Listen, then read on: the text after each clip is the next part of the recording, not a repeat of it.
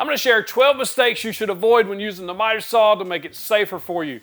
I'm also going to share some tips and tricks and accessories that's going to really level this thing up. Let's go. The first mistake you should avoid is cutting dangerous angles. So for instance, my miter saw only goes to 50 inches one way and 60 inches the other way, but I need to make a 65-degree cut. How can we do that safely? So the wrong way to do this is you would lay out the mark for 65 degrees and then you would line it up with your blade as you see here, and then you'll try to hold this steady to make the cut. That's extremely dangerous. One, you can't hold that steel, and two, it could pull the board and or your hand into that blade. We don't want that. First thing I'm gonna do is cut a 2x6 down about the same width of my table or the base of my saw. Next, we're gonna use some double stick tape. It doesn't really matter which kind. I'll link in the description to some of my favorite, but the main thing is you wanna make sure you tape on either side and not on the side that pivots. Pivot! You want to make sure this board is flat and not rocking, because if it's rocking, it's not going to stick properly. Make sure you got a good flat board, and then you're just going to push it against the fence and set it straight down. It should be stuck with that double stick tape. Now we're going to cut 45 degrees in both directions and then remove that center piece. So now what we've done is we've made this, instead of 0, it's actually 45 degrees. I've got these two pieces acting as a fence now. So now if I made a cut on 0, it'd actually be 45 degrees. So to get to 65 degrees, we're just going to need to add 20 degrees. So all I have to do is move this to 20, lock that down, and make the cut, and this will be 65 degrees. And now we have a 65, it's a very large angle, 65-degree angle, safely cut on the miter saw using our new jig. And when you're done, simply remove the double stick tape and your miter saw is back to normal without any damage. Now where I found this useful is I was making a coffee table with an X-brace feature in each side. Because of the size of that opening, that angle was going to be way more than what my miter saw could do. So this is how I corrected that, cutting those 4x4s on the exact right angle. It's a handy little trick. The next mistake that most beginners make, and I made it too, was keeping the stock blade that come on your miter saw.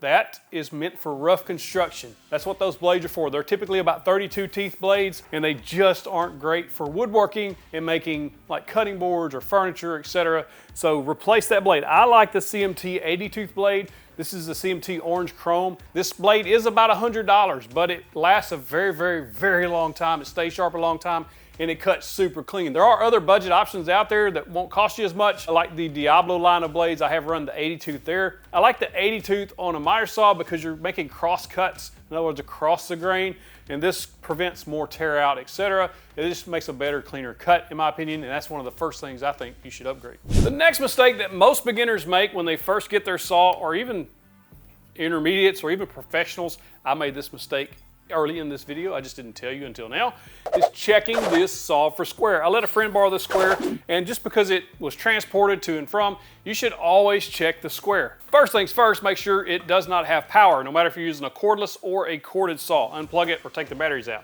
Make sure that the blade is square to your fence. And the way you do that is you just take a simple square and line it up. If this is not square, you have problems you need to correct, and they're easy to correct. What you want to avoid though is you want to make sure that the blade of your square does not hit those teeth that stick out, or that will cause an inaccuracy. Check that for square. If everything looks good, great. If not, you can adjust that. Check out your owner's manual. I'm sure you've already read that. But most saws have an adjustment. You can line that up on 0, and then you can loosen these bolts off and move this plate around if you need to adjust where 0's at, because there is a hard stop at 0 on almost all miter saws. And then you're just going to check the 90 on straight up and down. Again, we want to avoid those teeth, so make sure you get between the teeth of that blade so that you get a nice accurate reading. The next mistake most beginners make when they're using the miter saw is they don't have some type of dust protection. That can come in a variety of different ways. The easiest and most budget-friendly way is just to pick up a good quality dust mask. I've used and recommended RZ Mask for years. This is their new M3 model. I like the M2 as well. M3 has a couple extra straps, but I prefer the M2 because it's a one-strap thing. It's just more comfortable in my opinion. You can also get some type of dust collection via a shop vac or even a dust extractor. I use a Festool CT36 on my miter saw. It works extremely well. Good air volume coming through there, and that's what you're looking for. So if you're getting a shop vac for your miter saw, try to get the one that has the most horsepower motor. It's going to pull the most air flow through there, That's going to help tremendously on dust collection. Last thing you want is a face full of dust. Some miter saws are worse than others. There's a lot of aftermarket fittings out there to help improve the dust collection. And one thing I think most beginners don't think about is they use the mask while they're cutting, and then the air gets full of dust, and then you take the dust mask off and you start assembling your stuff. You're still breathing the dust. So it's probably best to leave this on or get some type of dust collection in your shop, if you can. But at a minimum, get a dust mask. That's going to help out a lot. And then if you can, get a shop vac or a dust extractor. That's going to really improve things. The next mistake that I see a lot of beginners make is crossing their arms. Let me show you. I've been very guilty of this myself. A lot of times you'll see somebody grab, especially if they're right-handed, they'll grab the board with the right hand on the left side of the blade, and then they will actually make the cut coming down like this. This puts your arm in a very, very bad spot for that blade, especially if you get some type of kickback or anything like that. This is a big no-no. You wanna make sure you're holding on the right side, and most people will hold on the left while they operate the saw on the right if you're right-handed, or vice versa if you're left-handed.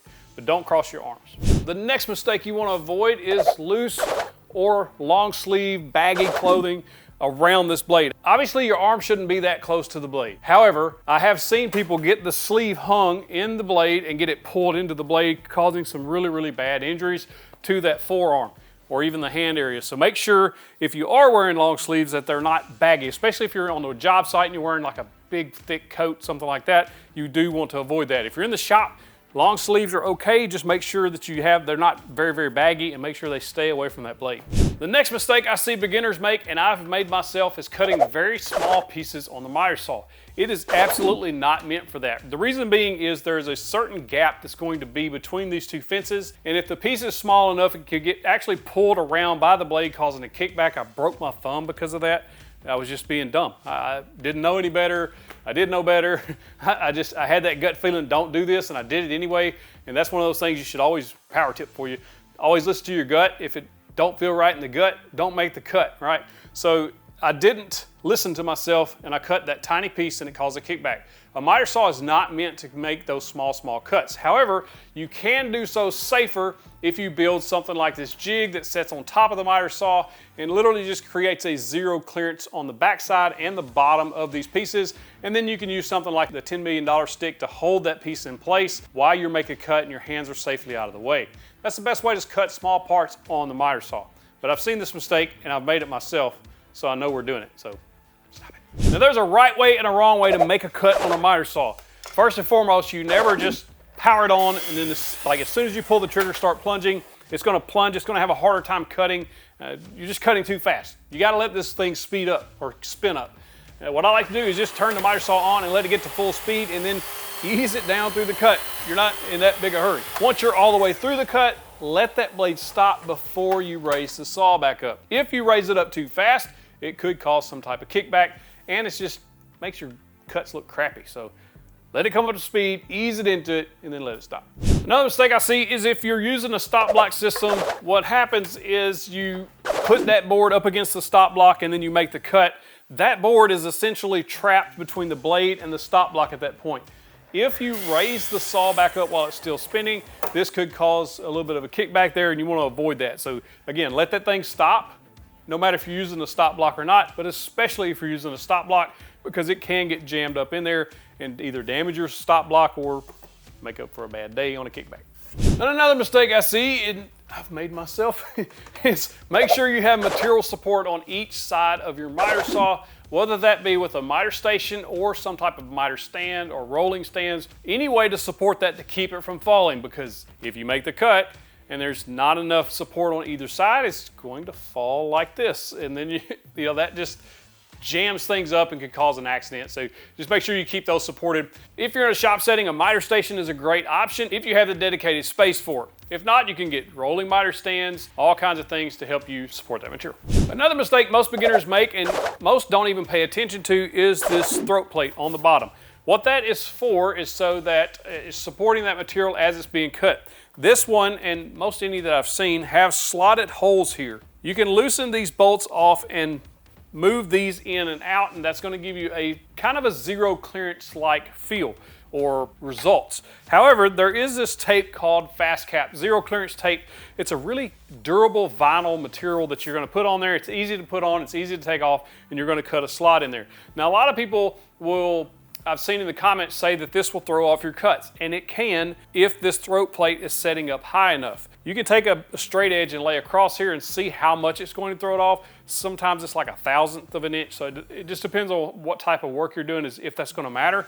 I haven't had any issues with it. I've had it on this saw on and off for years, 5-6 years, zero issues. If you have something like the Festool Capex, they make an insert. There's a company called Cauliflower that makes an insert for it. It's some type of plastic material that you just put in there and cut. Of course, if you make any bevel cuts on either one of these, then that's where you're going to damage it and you have to replace it. But this really does help keeping those small pieces from falling down in there, and it gives you a much cleaner cut on the bottom side. Even though some people call it a myth, I call it true because I've seen it and proved it. Another mistake I see beginners make, and I've almost done it myself, is on almost all miter saws, the top of the fence can move in and out. And what that's for is so you can have more support closer to the blade. And another reason it slides in and out is so when you make bevel cuts, you don't cut that aluminum fence. And you can absolutely hit that fence. If you're making a bevel cut and you haven't adjusted that fence properly, what's going to happen is when you go to cut, you're absolutely going to run into that aluminum fence and damage a blade and cut your saw's fence up. It's happened to a lot of people, and it's something that you really have to be paying attention to before you make that cut. And remember, when you put it back at 0, check the square. When you first get into woodworking, it's very confusing on which miter saw to pick for you in your shop because there's so many options out there. Literally, almost every tool company has an option. My favorite, that is like the workhorse, is this DeWalt DWS 779. There's another model called a 780 that looks identical to this, but it adds a shadow line to your cut, if that matters to you. But these are excellent saws, but their downfall is they have this big old rail system that slides off the back and you can't get it close to the wall. For my shop, space saving is massive. I need all the space saving I can get, which is why I decided to go with the Festool. The rails come forward on the Festool, but there's other options out there as well, like the Delta Cruiser. Has those articulating arms and it can be mounted flush against the wall. The Makita miter saw is also another good option, although expensive, like the Festool. Both the Festool and Makita are way up in the upper price range. This is a solid pick, I think, for most people. I think this is the best miter saw for most people if you don't need that space-saving design. But if you do need that space-saving design, you can check out Bosch. They have an articulating arm one, the Delta, and a few others that I'll link in the description. Another thing beginners struggle with on miter saws is dust collection, as we briefly mentioned earlier. I'll give a couple of options for you. Obviously the strong shop vac, like a Rigid, I think they make like a 6.5 horsepower shop vac that you can use, pulls a lot of volume through there. I like the Festool dust extractors, but you could also check out Bosch dust extractors, or even DeWalt makes a dust extractor that I ran with this saw for years that worked extremely well. All have HEPA filters, meaning it's going to keep those fine particles out of the air, but the key is collecting it at the source. So a good strong dust extractor or vac really works well. Here's a bonus mistake that I see some beginners make, and that's not making sure that when they build their miter station that it's perfectly flat with the top side of the bed of the miter saw. And what that's going to do is really help keep things accurate and just all around make things more useful. Nothing's falling or even moving when you're cutting. So it's just a good option. You can see here that I shimmed this up with some hardwood shims, and because they were still slightly off, there's a couple of washers in there to help raise them up. That's Southern for washers. But that gets everything nice and flat perfectly all the way across, so when I'm moving the boards across, there is no movement on that board, and when I cut it, more importantly, nothing moves, falls, anything like that. I designed this miter station to be compact because I'm in a garage, so I needed to save space. This miter station is only 6 foot long, about 2 foot deep, so it's very compact, but it does have an extension wing if I need to cut larger items. If you'd like to check it out, I'll put plans in the description. If you like making awesome woodworking projects, you got to check out my website, 731woodworks.com/store. I've got some build plans there to help you make awesome projects. We also have bundles of plans that are discounted up to 23% off what you would normally pay if you bought them individually. And since it's raining today outside, if you use the code THUNDER, I'll give you 20% off any order. Go check us out, 731woodworks.com/store. You should also check out our board butter. Man, check out the reviews on this board butter. People love this stuff. It's a great product. My wife, Miss 731, makes it right here in-house, and you're supporting a small business. We sell those in individual 4-ounce cans or 6 and 12 packs of 2-ounce cans, so you can give those with your cutting boards. Beginner mistakes to avoid when using your table saw. If you haven't seen that video, you got to check it out if you're a beginner or intermediate or just need a refresher on safety. Click that box, get you the big old virtual fist bump. Thank you for watching.